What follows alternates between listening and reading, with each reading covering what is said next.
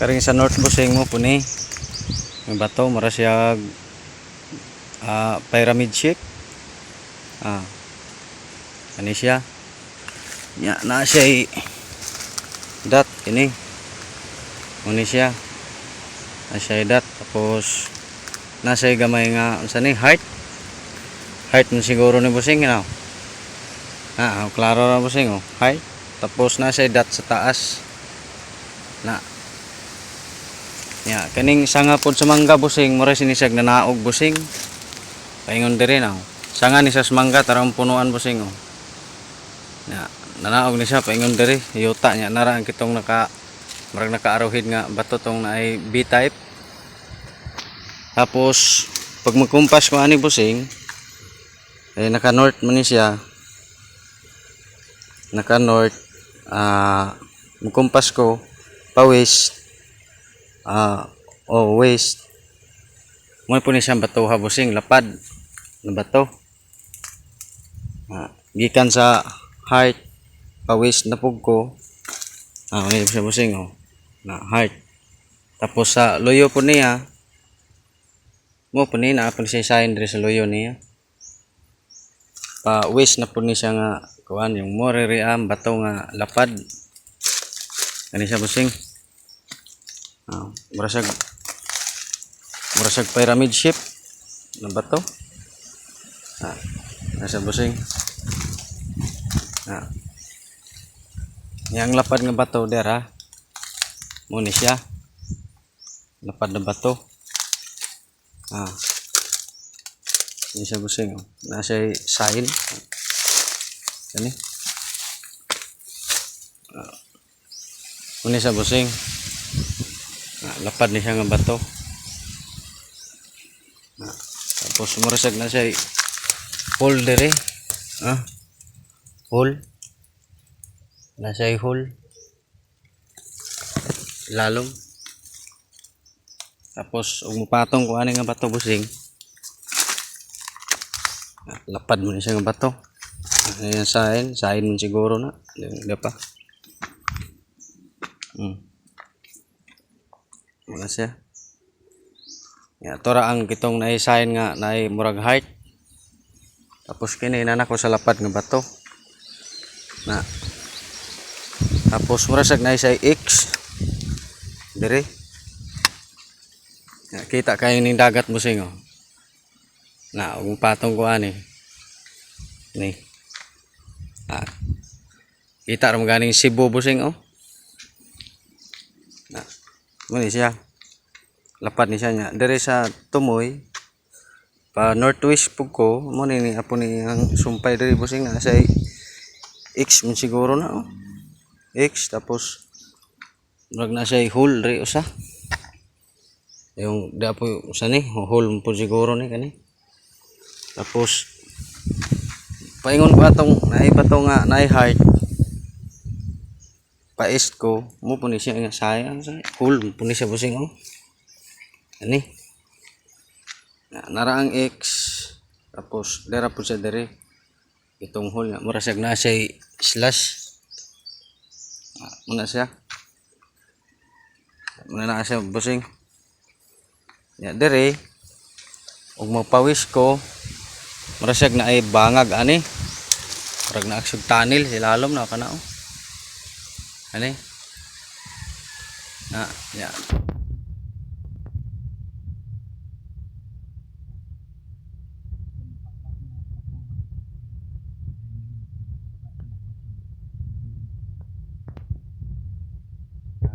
Putlon busing nga. Tira busing. Itong giingon nimo nga bato nga murag naka-arrowhead siya. Ang gitong gilinginan nimo nga bato mo na siya. Pointing east. Naka east direction na siya busing. Tapos naog ko sinsya na kay ani busing og maputol-putol na kong video.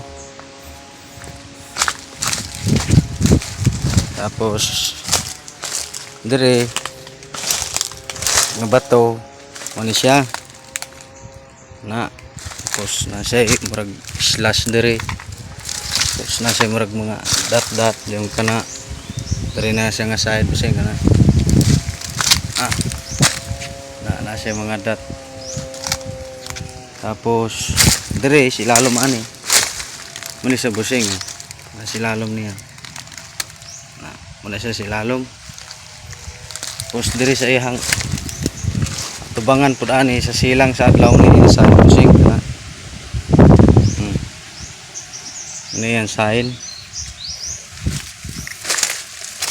Kana oh. Ano yan sign busing? Na. Ano yan sign? Tapos nasa hole dako. Dako nga hole nya mura siya na ay number 8 diri sa kilid oh. Sa iyang hole. Nasa busing. Tapos kani yan dot na diri sa babaw kani mura siya naka-square sa ni marag box type. Tapos na po siya hole diri sa babaw. Tapos pag magkumpas ko diri busing matubang ko sa adlaw ang karing sa north mo po na ang batuha diya na kana dako po na siya ako na ipakita ni mo ron. Tapos dire kani siya sa south niya mo po na yan sign busing kani siya nga sign na tapos na siya hole nga dako dire kani muna yan sign busing o na yan sign na pag mapatong ko na po siya hole dire kani sa duha. Pag matubang ko sa dagat muna siya sa south na siya ning niya busing akong ipakita ni mo ring sa north busing. Shout out sa lahat. So yung nakita nyo yung video, yun po ang karugtong ng video na pinapakita natin nung una. So tingin ko sa area ni sir, napaka-virgin ng area niya. So hindi talaga nagalaw. So siguro mga deposito dyan is buo pa talaga. So tingin ko mayroon pang mga small deposit talaga dyan. Napakaganda yung area niya. Yung video na yan is marami pa siyang nasin na video, pero di lang natin habaan kasi alam mo na, mahirap mag-download sa YouTube na mahaba. So ayaw ko naman ganyan sobrang haba ng video. So hindi naman tayo naghabol dyan sa sabi nilang ads, yung sweldo ng YouTube sa ating channel, diba? So napakaganda ng sign ni sir. So sa mga ganyang case sir, kung mayroong mga kilala dyan malapit sa iyo, pwede mong magpatulong ka dyan. So liwanagin ko lang sa lahat, no, hindi po ako for hire detection, hindi po ako nagdi-detect pupunta sa area nyo. Kasi iniiwasan ko talaga dyan, maraming mga problema talaga yan. Kaya ayaw kong pumasok sa mga ganyang sitwasyon. Kasi marami ako narinig ng mga dinetect, tapos hindi binayaran, pagkatapos ng detect, tapos yung iba, pagpunta doon sa area, sabihin lang na, o i-detect mo lang dyan, pagkatapos dyan, punta ka dito. Tapos pagpunta nila doon sa bahay ng mayari, kasi mayroon lang tauhan na inutos doon mag-detect, wala na yung mayari doon. So, maraming bogus talaga. So, kawawa din. Hindi naman, imagine nyo hindi bumili yung mga ibang treasure hunter para lang ilibre sa inyo. Isipin nyo rin ang gastos nila, di ba? Pero mga tauhan, mayroon ding mga ganyan. Hindi man lahat masabi natin na legit, pero at least na nagpunta. Pasalamat pa rin tayo na yung mga nag-detect na yan is nagpunta sa area nyo. So pag halimbawa nakita nyo na focus talaga sila sa area nyo, nag-detect, so huwag nyo namang i-scam kasi kawawa naman yung taong ganyan, di ba? So hindi din sabi na mga ano daw mag-detect is scam, hindi. Pareha lang din. Kasi mayroon ding mga customer na scammer, pupunta doon, hindi na nagbayad. So naging kawawa. Imagine nyo, kung gusto nyo din pala mag-detect, kayo na lang bumili ng gadget. Di ba? Kung gusto nyo pala ayaw yung pala magbayad, di kayo na lang bumili ng gadget. Ganun lang. So, mayroon din pinili tayo kasi pumunta sa area nyo. Napakasorti naman tayo pumunta sa area nyo. Okay naman ako Wala naman akong problema. Bahala ka na sa buhay mo dyan. Di ba? Ikaw naman ang nangarap ngayon. Di ba? Kung sana sumabay ka dati, siguro kung nagsikap ka, sana ay angat-angat na yung buhay mo. Di ba? Kasi ang mahirap kasi sa atin, lalo sa mga Pinoy, is umaasa lagi tayong nakasandal sa iba. Lagi nakasandal sa iba. Gusto ng libre, hindi mapagod, yung talagang bahin agad. Parang gano'n na lang. So mahirap talaga. So mayroong mga customer tayo na pagdating nakakuha, niransak na. Tiniuna ng armas. Tinutukan na ng baril. Yung isa dyan sa part dyan sa Surigao, sinabihan sila na kung di kayo lalabas dyan, kakasuhan kayo kasi nagagalit yung anak ko sa abroad. 2 anak. O imagine mo. Pagkakita na nila yung flooring ng simento na mayroong bakal, sinabihan na nila yung naghukay dyan. Tauhan na, lumabas na kayo dyan kasi hindi natutuloy kasi ayaw ng anak ko. Pag di kayo lalabas dyan, kakasuhan kayo. Magtawag ko ng police para kakasuhan kayo ng trespassing. Imagine nyo. Kasamang ugali talaga. Kaya mangingat-ingat lang sa mga mayroong gadget dyan. Pasamantalaan lang kayo. Ingat-ingat lang din mga katiits.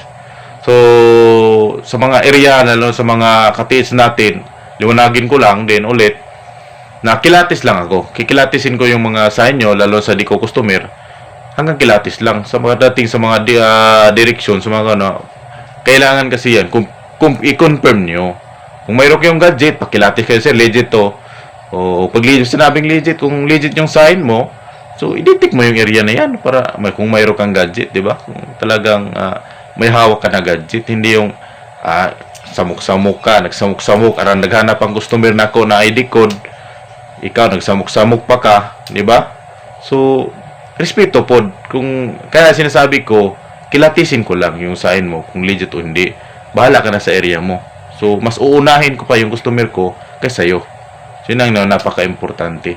So, sa ating mga ka-taste dyan, lalo sa mga naghukay, so maulan, relax lang muna. Halimbawa, ngayon, tag-ulan. So, relax muna tayo. Hanap muna, searching area muna tayo. Baka makahanap tayo ng mga giveaways dyan. So, pag mainit, balik ka naman kayo sa butas. Hindi naman mawawala yan. Diba? Pinsan, pupuntahan mo yung butas mo, visit, ganun lang. Search muna. Baka mamaya, di pala yung para sa yung butas na yan, makahanap ka pa ng iba, mayroong mga giveaways, diba? Marami pa sa bundok, tulad ng ating customer, yung unang video, napakaganda. Baka mahanap pa niya yung mga mababaw lang talaga dyan. So, sipag lang. So, liwanagin ko lang. Nagkamali kasi ako nung unang video. Ito, i-plus natin. So, di pala Tesla ang nakadetect niyan. Ay, nakadetect is homemade locator pala, sabi ni sir. So, homemade locator po. So, liwanagin ko lang. So, yan, tulad sabi ko sa inyo, ang locator, locate lang talagang trabaho niyan. Kailan ba ginagamit yung tinidor sa sabaw? So, di yan pwede. So, locator lang. Hindi naman, pagdating sa butas, bakit locator? Magturo ba dyan sa baba? Magturo ba yan sa gilid? Mahamangad. Kung ba, nadaanan mo, muhangad ba din na locator? Di na muhangad. So, ang payo ko sa inyo, mayroon naman dyan, mabibili nyo. Marami dyan nagbibinta dyan. Kahit huwag kayo bumili sa akin, marami dyan. Gamit kayo ng metal detector o aura meter, pwede na yan. At least na alam nyo kung paano gamitin yung mga locator na yan o mga aerometer, mga metal detector. Yung talagang dyan sa butas lang talaga yan. Yan ang kaganda. So, gamit kayo kung halimbawa, pang giveaways lang ang kaya nyo. So, hanggang ano lang kayo, hanggang pinakalalim lang ng 12 feet. Fix na yan, 12 feet. Yan, pinakamalalim. Kung giveaways lang hanap nyo, lalo na sa mga walang gadget dyan, 12 feet. Pag wala. Pero, sayang din kung wala kang gadget. Tapos, pingis lang pala. Isang dipa na lang pala, dapat doon ka magbutas, dito ka nagbutas, wala. Mas maganda, mayroon talagang gadget para mayroong second option ba? Tawag natin second option. So, hindi naman masabi natin walang nakahit sa atin. Marami po talaga nakahit sa atin. So, marami dyan sa video natin. So, mayroon naman tayo prikita. Pero bawal lang tayo sa mga tae dyan kasi bawal. Sa mga kumbo lang pinapakita natin. So, yun lang. Maraming salamat sa ating mga customer. Lalo sa mga nagpapadikod. God bless po sa inyo. At gulang mga katit, huwag kayong maniwala sa mga taong naninira sa inyo dahil di po sila ang nagpapakain sa iyo. Ikaw ang nagpapakain sa sarili mo, ikaw ang nangarap para sa mga anak mo, hindi sila. Kaya tandaan mo, sabi nilang damay-damay ay tuwa na. Paningkamot yung kagalingon kaya ikaw nagpadato, ikaw nagpakaon sa yung kagalingon, dili sila. God bless po sa lahat.